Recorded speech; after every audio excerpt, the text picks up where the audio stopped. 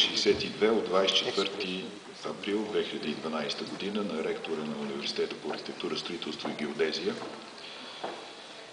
на основание член 9 от постановление на Министерския съвет номер 90 от 26.5.2000 година и решение на ректорския съвет номер 8 от 24 април 2012 година нареждам да бъдат наградени еднократно следните дипломанти от ВИПУС 2012 архитекти и урбанисти, завършили с отличен успех над 5,50. Това са класираните на първите 3 места в двете направления. Специалност архитектура. Десислава Михайлова, първенец на ВИПУС архитекти 2012 с среден успех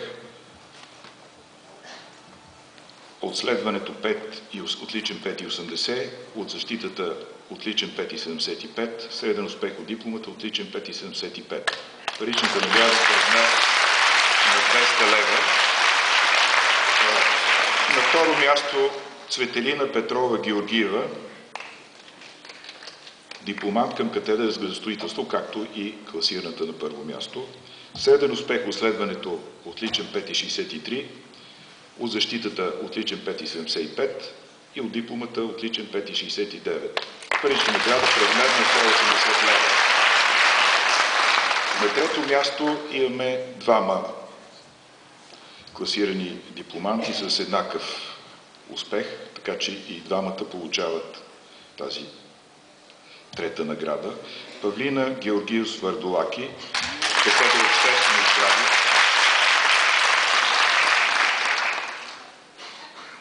средният успех е отличен 5,67, и Васил Гочев Шарланов, катедра с градостроителство, отличен 5,67. И двамата получават парична награда в размер на 150 лева.